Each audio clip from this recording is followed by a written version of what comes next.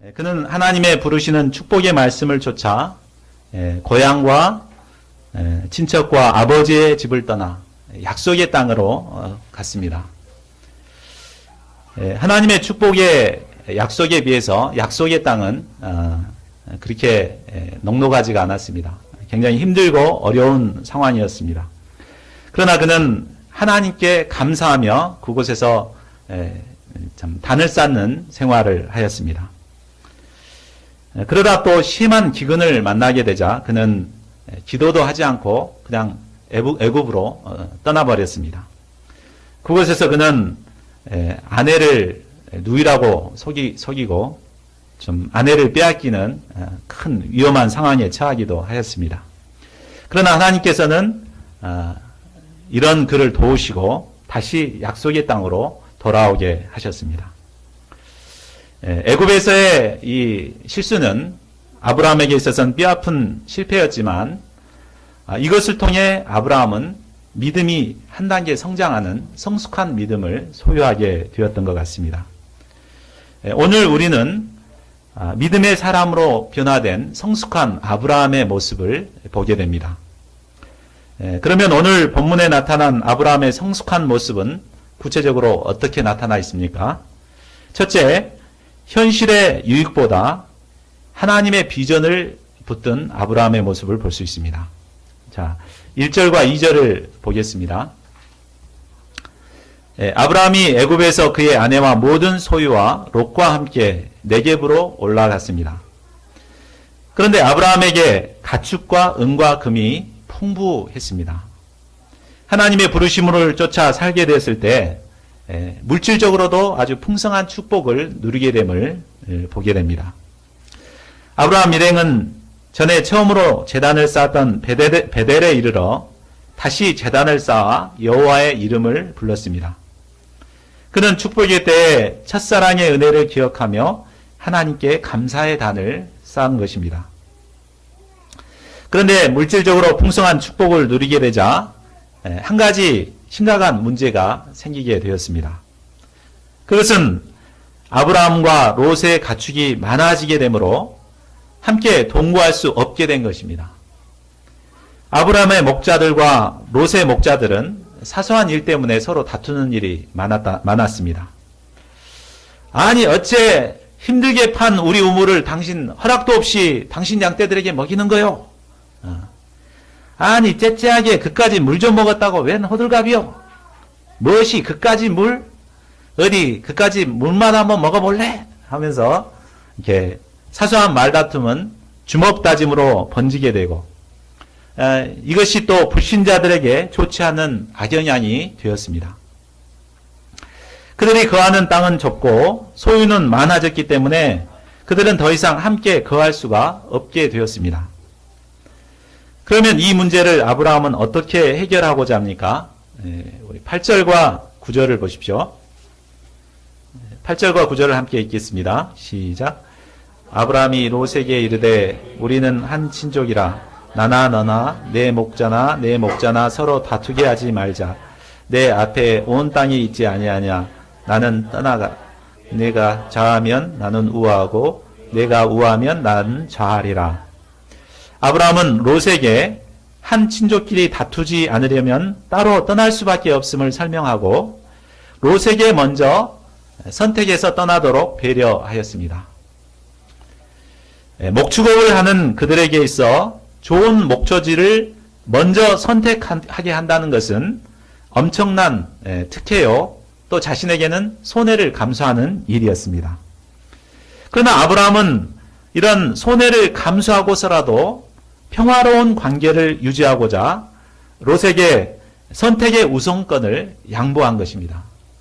아브라함은 족장이었고 또 큰아버지였기 때문에 자기가 먼저 선택하고 내가 얘기할 테니까 넌 이거 해라 이렇게 할 수도 있는데 조카지만 그에게 먼저 선택권을 양보한 것입니다. 이에 롯이 눈을 들어 요단 지역을 바라보았습니다. 하나님께서 소돔과 고모라를 멸하시기 이전이었기 때문에 그곳에는 소알까지 온 땅에 물이 넉넉하였습니다. 그리고 여호와의 동산같이 아주 아름다웠습니다. 그리고 선진국 애굽 땅 같이 아주 풍성하였습니다.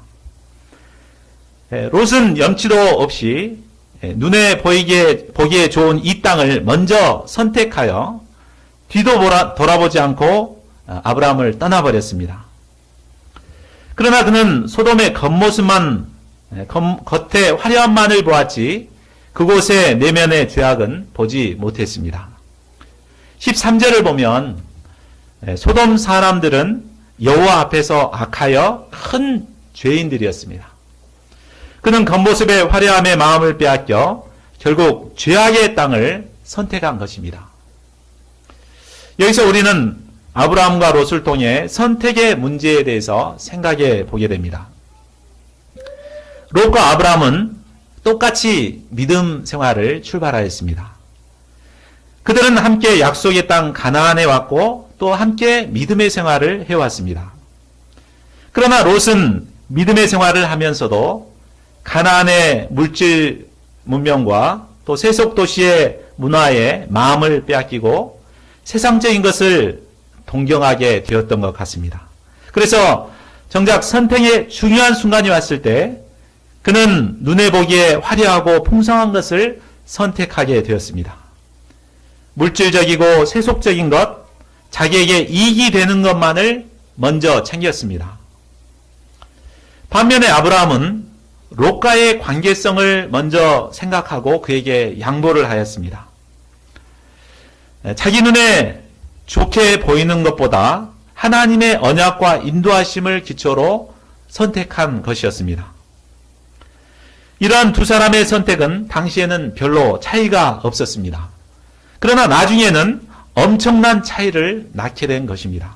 이게 처음에 여기서 출발할 때는 서로 이렇게 각도가 약간 어긋나도 차이가 별로 없죠. 근데 계속해서 가다 보면 아주 멀게 이렇게 차이가 난 것과 같습니다.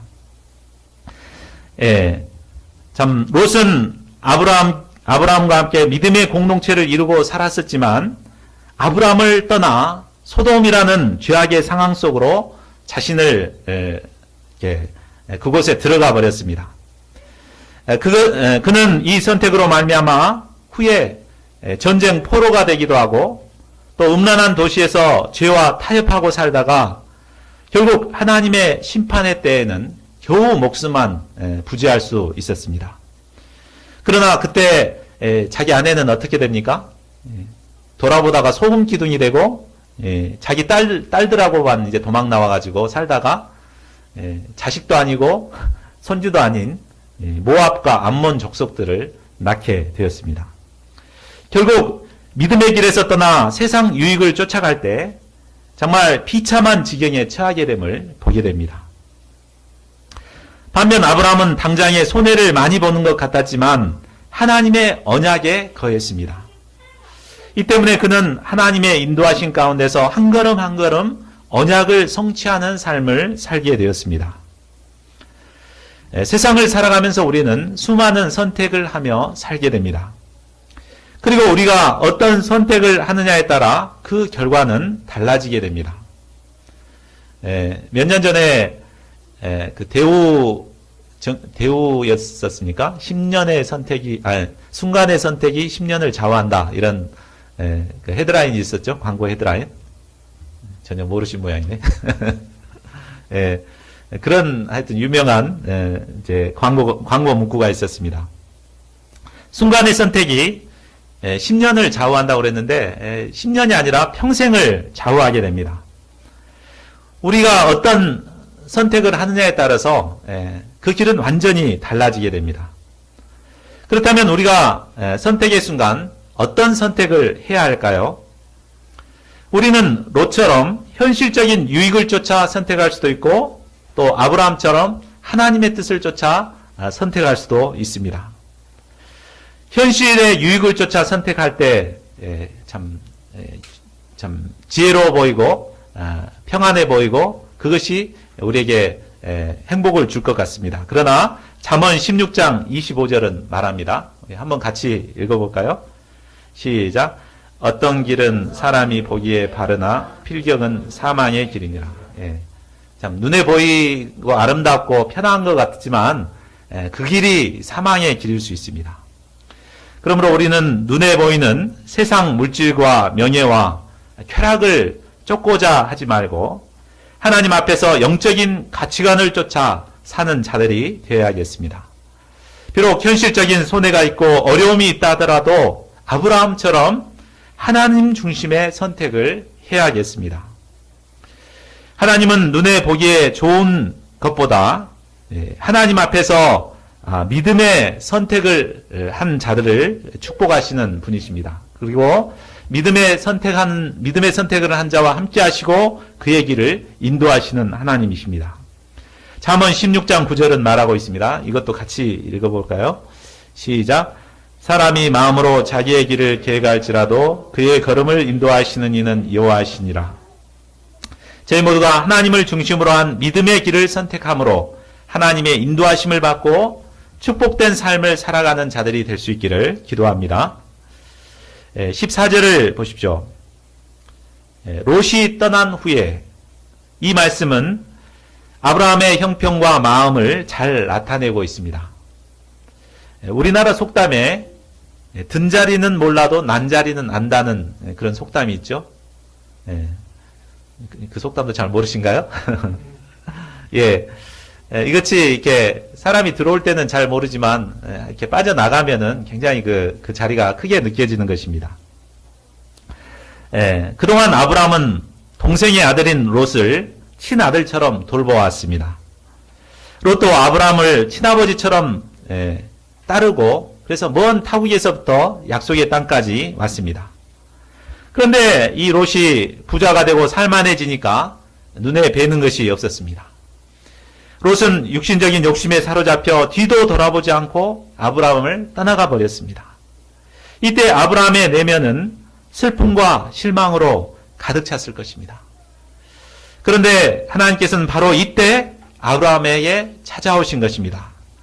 그리고 말씀하셨습니다.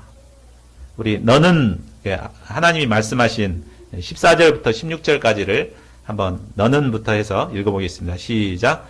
너는 눈을 들어 너희 있는 곳 북쪽과 남쪽 그리고 동쪽과 서쪽을 바라보라. 보이는 땅을 내가 너와 내 자손에게 주리니 영원히 이르리라. 내가 내 자손이 땅에 티끌 같게 하리니 사람이 땅의 티끌을 능히 셀 수 있을진데 내 자손도 세리라. 하나님께서는 먼저 아브라함에게 눈을 들라고 하십니다. 롯에 대한 서운한 마음과 슬픈 생각으로 아래로 떨구고 있던 눈을 들으라고 말씀하십니다. 그리고 눈을 들어 그가 있는 곳에서 동서남북 사방을 바라보라고 하십니다. 그것은 소돔과 고모라처럼 화려하지도 않고 아직 개척되지도 않은 척박한 땅이었지만 하나님께서 장차 그들에게 주실 땅입니다. 하나님께서는 끝이 보이지 않은 이 광활한 땅을 너와 내 자손에게 주어 영원히 이루도록 하시겠다고 약속하셨습니다. 그리고 그 자손도 땅에 티끌같이 셀 수 없이 많게 하시겠다고 약속하십니다. 그러므로 변방에 있는 죄인의 땅을 찾아간 롯 때문에 실망할 필요가 없습니다. 하나님께서 주신 비전을 품고 일어나야 합니다. 저 역시 그동안 사랑으로 품고 섬겨왔던 한 양이 상처를 주고 떠난 것으로 인해 눈을 깔고 참 있었습니다.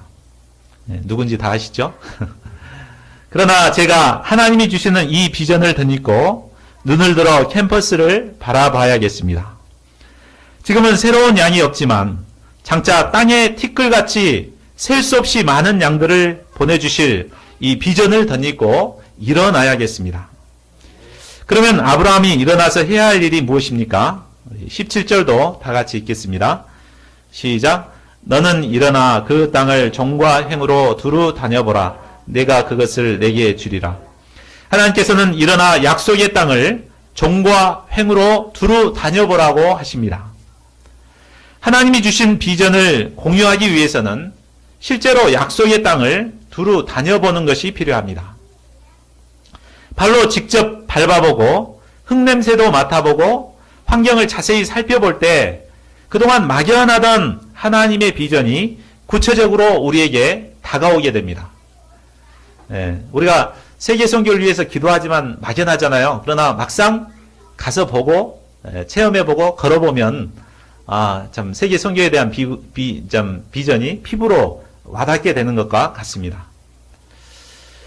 절망의 자리에서 일어나 우리가 해야 할 일도 하나님께서 약속하신 캠퍼스를 밟는 것입니다. 놀더라도 캠퍼스에 가서 놀고, 밥을 사 먹더라도 캠퍼스에 가서 사 먹고, 운동을 하더라도 캠퍼스를 밟아보라는 것입니다. 캠퍼스를 밟으며 지나가는 양들을 볼 때 목자의 심정이 생기고 또 그들을 위해 기도할 수 있게 됩니다. 속담에 산에 가야 범을 잡고 물에 가야 물고기를 잡는다는 말이 있습니다. 이처럼 우리가 캠퍼스 양을 얻기 위해서는 먼저 캠퍼스를 밟는 것이 필요합니다. 18절을 보십시오. 아브라함은 장막을 옮겨 헤브론에 있는 마므레 상수리 수풀에 이르러 여호와를 위하여 제단을 쌓았습니다. 아브라함이 하나님의 약속의 말씀을 믿었을 때 외로움과 손해의식이 사라졌습니다. 아브라함의 허전한 마음에 하나님의 소망과 비전으로 채워졌을 때 그 마음에 확신과 함께 감사와 기쁨이 넘쳤습니다. 하나님은 우리가 약속의 말씀을 믿을 때 이처럼 우리의 내면에 운명과 절망과 패배의식의 쓴뿌리를 뽑아내 주시고 내면에서 감사와 기쁨의 향기가 나는 사람으로 변화시켜 주십니다. 둘째, 아브라함은 목자의 심정으로 한 영혼을 구했습니다. 14장 전반부는 바벨론을 근거지로 한 동방의 네 왕국과 또 소돔과 고모라 지역을 근거지로 한 서방의 5 왕국 간에 벌어진 전쟁 이야기입니다. 서방의 5 왕들은 12년 동안 그돌라오메를 섬기다가 13년째 배반하여 배반하였습니다. 그러자 14년째 그돌라오메를 비롯한 4 왕국이 5 왕국을 이제 진멸하고자 서로 대적하여 진을 쳤습니다. 그 결과는 동방의 4 왕국 연합군이 승리를 하였습니다. 서방의 소돔 왕과 고모라 왕은 36개 주랭랑을 쳤습니다. 이에 동방의 왕들이 소돔과 고모라의 모든 재물을 다 빼앗고 거기에 있던 롯도 사로잡아 갔습니다.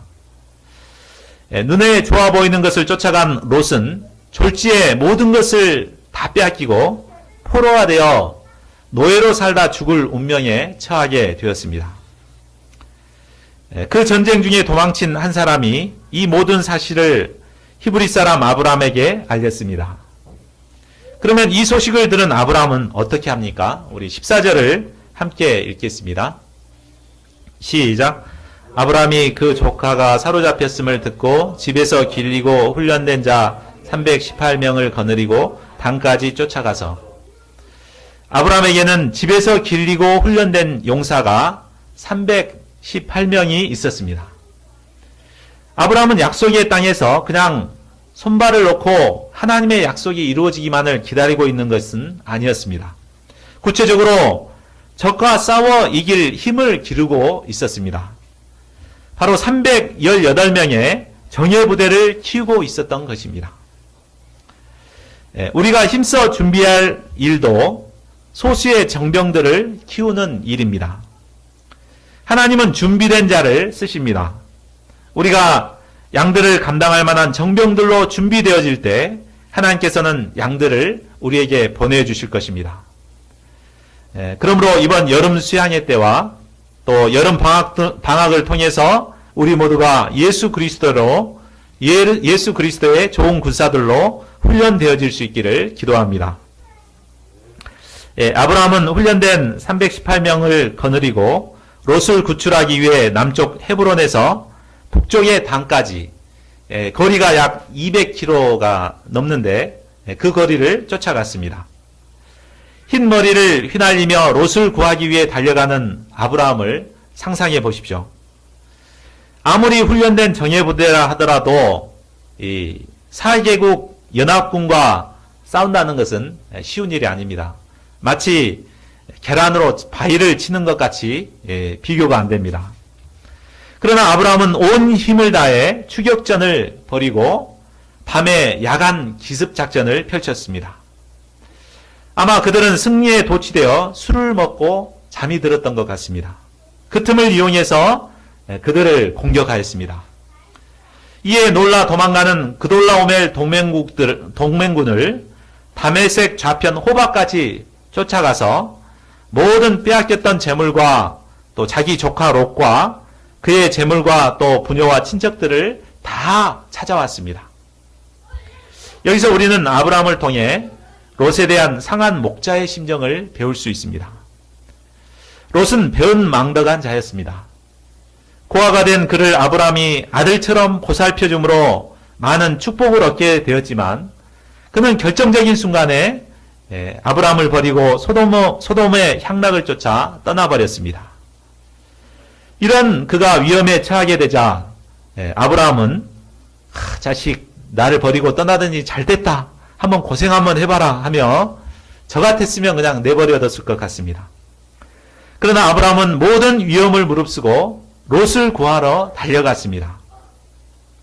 그만큼 그는 조카 롯을 순수하게 사랑했습니다. 이는 자신을 버리고 도망간 제자들을 끝까지 사랑하시는 예수님의 사랑과도 닮아 있습니다. 잃은 양 한 양을 찾기 위해 찾도록 찾으시는 하나님의 사랑과도 닮아 있습니다. 하나님께서는 이처럼 한 양을 끝까지 사랑하고 그를 위해 목숨을 아끼지 않는 이 사람을 기뻐하시고 그와 함께 하시고 승리를 주시는 분이십니다. 우리도 아브라함의 이 사랑을 배워서 롯과 같은 양들까지도 순수하게 끝까지 사랑하는 사랑의 사람들이 될 수 있기를 기도합니다. 셋째, 아브라함은 승리의 때에 하나님께 영광을 돌렸습니다. 아브라함이 그돌라오멜 동맹군을 쳐부수고 돌아왔습니다. 그는 조카 롯과 함께 그에게 속한 부녀들과 사로잡혀간 사람들 그리고 빼앗긴 재물을 모두 찾아가지고 개선하게 되었습니다. 그가 개선할 때 많은 사람들이 나와 그를 열렬하게 환영했을 것입니다. 이때 백성들을 버리고 도망쳤던 소돔 왕은 이 소식을 듣고 사회 골짜기에서 나와 그를 영접했습니다. 살렘 왕 멜기세덱은 떡과 포도주를 가지고 나와 그를 맞이했습니다. 여기서 갑자기 나타난 살렘 왕 멜기세덱은 신비한 인물입니다. 살렘이란 예루살렘의 고대 명칭으로 평화를 뜻합니다. 살렘 왕이란 평화의 왕이라는 뜻이고 또 멜기세덱이라는 이름은 의의 왕이라는 뜻입니다. 그러니까 멜기세덱은 평화의 왕이요 의의 왕이었습니다. 또한 그는 왕이면서도 지극히 높으신 하나님의 제사장이었습니다. 이 한 군데만 나타납니다. 멜기세덱이 뭐 족보도 없고 이 한 군데만 나타나죠. 그래서 히브리서 기자는 이 멜기세덱을 가리켜서 하나님의 아들을 닮은 제사장이라고 말하고 있습니다. 그러니까 예수님과 같은 분이시죠. 이제 이 멜기세덱은 개선에서 돌아오는 아브라함을 영접하며 축복해 주셨습니다. 우리 어떤 축복을 주었는지 19절 하반절과 20절 상반절 말씀 천지의 주제이신 여기서부터 찬송할지로다 여기까지 같이 한번 읽어보겠습니다. 시작. 천지의 주제이시오 지극히 높으신 하나님이여 아브라함에게 복을 주옵소서.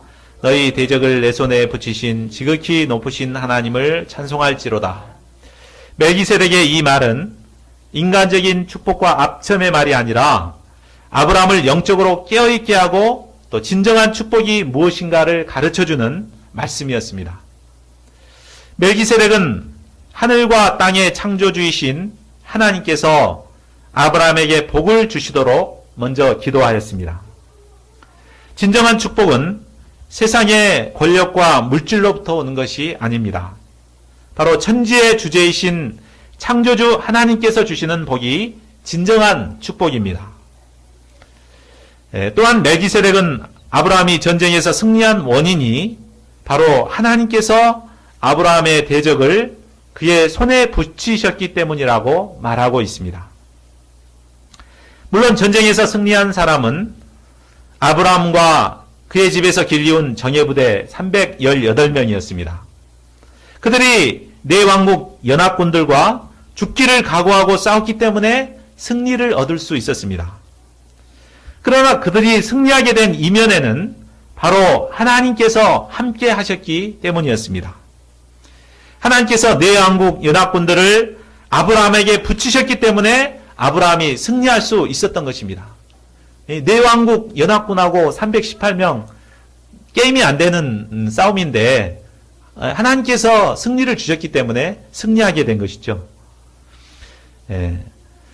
우리가 열심히 노력해서 장학금을 얻고 또 직장에서 열심히 일해서 또 월급을 받는다고 우리는 생각합니다. 그렇죠? 그러나 하나님께서 우리에게 건강을 주시고 지혜를 주시지 않았다면 우리는 단 한 가지도 우리의 힘으로 얻을 수 있는 것이 없습니다. 그러므로 우리는 승리를 주신 지극히 높으신 하나님께 감사와 찬송을 돌려야 마땅합니다. 그러면 이에 대한 아브라함의 반응은 어떠했습니까? 우리 20절 하반절을 보십시오. 아브라함이 그 얻은 것에서 10분의 1을 멜기세덱에게 주었더라. 아브라함도 연약한 인간인지라 승리의 때에 자칫 교만해질 수 있었습니다. 많은 사람들이 축복을 받고도 하나님께 감사하기보다 교만에 빠져 못 쓰게 되는 경우가 많습니다. 그러나 아브라함은 멜기세덱의 축복의 기도를 통해서 그의 승리의 비결이 바로 하나님께로부터 온 것임을 깊이 영접할 수 있었습니다. 그래서 그 중에 10분의 1을 감사의 예물로 드린 것입니다. 여기서 최초의 11조 헌금이 시작됩니다. 우리가 11조 헌금을 하나님께 드리는 의미도 마찬가지입니다. 우리가 열심히 노력해서 장학금도 받고 또 월급을 받지만 근본적으로 하나님께서 우리에게 건강을 주시고 지혜를 주셨기 때문에 얻을 수 있었던 것을 시라는 고백을 하고 우리가 우리에게 주신 이것에서 10분의 1을 하나님께 감사의 제물로 드리는 것입니다. 많은 사람들이 하나님의 축복을 받았음에도 그 축복을 제대로 감당하지 못해 비참한 나락으로 떨어지게 됩니다. 그러나 받은 축복을 잘 감당할 때 하나님께서는 더 큰 축복을 부어주십니다. 그러므로 우리는 하나님께서 베푸신 은혜와 축복을 잘 감당하는 자들이 되어야겠습니다. 그런데 이런 은혜스러운 상황 가운데 찬물을 끼얹는 자가 있었습니다. 21절을 보십시오. 소도방이 나와서 제물은 아브라함이 갖고 사람만 자기들에게 돌려보내라고 말했습니다. 사실 소도방은 전쟁에 패한 사람으로서 승리자인 아브라함에게 이런 말을 할 자격이 없는 자였습니다. 당시 사회적 규례에 따르면 전쟁에서 승리한 사람은 포로는 물론 재물과 모든 것을 차지할 권리를 가지고 있었습니다. 그런데 패장인 주제에 싸움이 나니까 그냥 도망갔던 주제에 자신이 선십 쓰듯이 다 가져라 이렇게 말한다는 것은 있을 수 없는 일이었습니다. 그런데도 아브라함은 소돔왕 때문에 부자가 되었다는 말을 듣지 않고자 실 한 오락이 또 들매끈 한 가닥도 가지지 않겠다고 손을 들어 하나님께 맹세했습니다. 소돔왕이 주는 재물을 받게 되면 이것으로 인해 하나님의 영광이 가릴 수 있기 때문이었습니다. 때문에 그는 현실적으로 큰 유익을 볼 수 있었지만 티끌만큼도 가지지 않고자 했습니다. 다만 자신과 함께 전쟁에 참여했던 젊은이들과 또 아브라함의 최측근으로 목숨을 걸고 싸웠던 자들의 분깃만 챙겨 주었습니다. 아브라함은 축복의 근원이 오직 하나님뿐임을 믿었기 때문에 현실의 유익을 쫓지 않고 믿음으로 살 수 있었습니다. 결론을 맺겠습니다. 오늘 우리는 아브라함의 성숙한 신앙인의 모습을 배울 수 있었습니다. 그의 성숙한 모습이 어떠했습니까? 아까 첫째, 둘째, 셋째로 이렇게 나누었는데 첫째가 뭐였죠? 선택의 순간 현실의 유익보다는 하나님의 비전을 붙든 것입니다. 둘째는 목자의 심정으로 사로잡힌 한 영혼을 희생하여 그들을 구원한 것입니다. 또 셋째로는 승리와 축복의 때에 하나님께 영광을 돌렸습니다. 하나님께서 바로 나에게 원하시는 모습도 바로 이런 모습이 아닐까요? 이기적이고 자기중심적이고 희생하기 싫어하는 오늘날 우리는 성숙한 이 아브라함의 신앙을 본받아야겠습니다. 현실적인 유익을 쫓아 살기보다 하나님이 주시는 약속의 땅을 바라보아야겠습니다.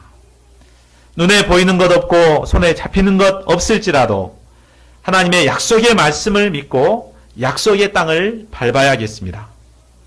그리고 믿음의 정병을 양성하고 또 위험에 처해 있는 양들을 구원하는 역사를 이루어야겠습니다. 그래야 할 때 하나님께서 우리에게 승리를 주실 것입니다. 저희 모두가 성숙한 믿음의 사람들이 되어 하나님으로 인해 승리하는 자들이 될 수 있기를 간절히 기도합니다.